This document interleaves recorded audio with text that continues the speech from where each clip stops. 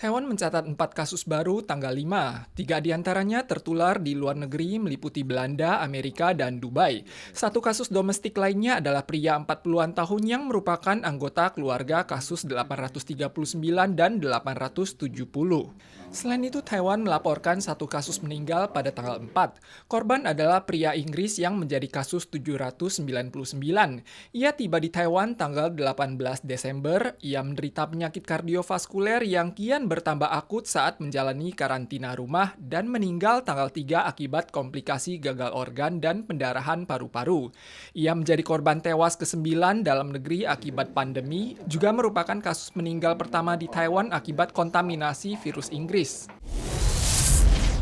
Muncul kabar gembira terkait impor vaksin COVID-19 di Taiwan. Pada tanggal 4, CICC mengumumkan Taiwan dipastikan berada dalam daftar penerima vaksin pertama, namun karena bukan merupakan anggota PBB, Taiwan hanya akan menjadi salah satu di antara 8 negara penerima 1,3 juta kuota vaksin. CICC telah melakukan komunikasi intensif dengan COVAX dan berharap agar vaksin ini dapat disuntikan mulai Juni tahun ini.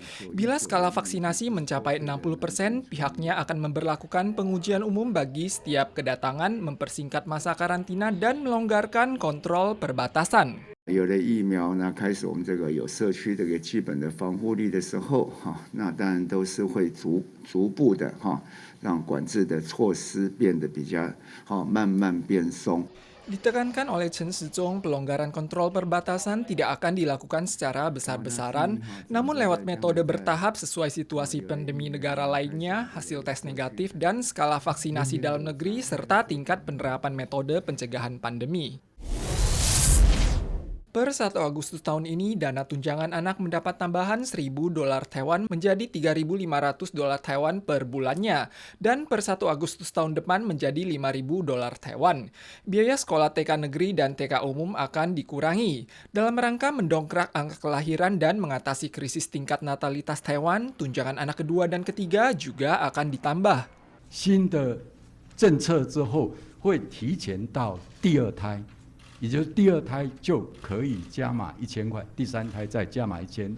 Para orang tua merasa subsidi ini hanya dapat menutupi biaya kebutuhan dasar anak, sehingga sulit menjadi stimulan.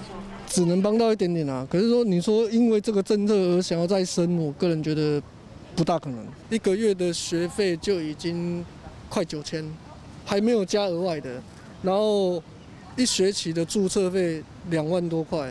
Seiring kebijakan ini, pemilik instansi penitipan anak yang berorientasi laba juga dikhawatirkan akan menaikkan biaya mereka sehingga beban para orang tua tidak akan berkurang.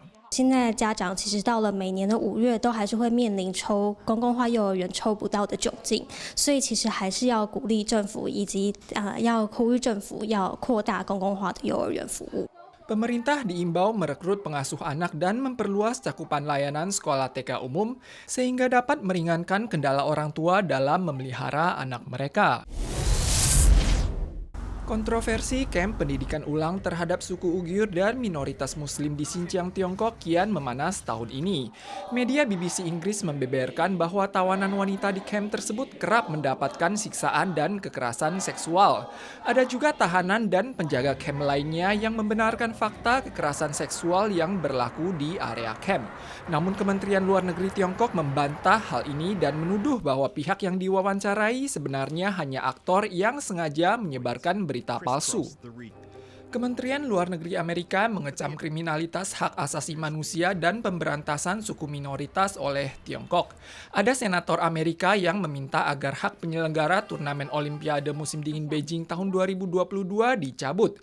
Ia menekankan bahwa Tiongkok berupaya untuk memberantas suku Uighur, membatasi hak asasi warga Hong Kong, mengancam Taiwan, maka hak penyelenggara Olimpiade seharusnya diberikan kepada negara yang menjunjung tinggi hak asasi manusia. Sebanyak 180 kelompok aktivis hak asasi manusia melayangkan surat terbuka dan mengimbau agar para pemimpin negara memboikot turnamen Olimpiade Tiongkok.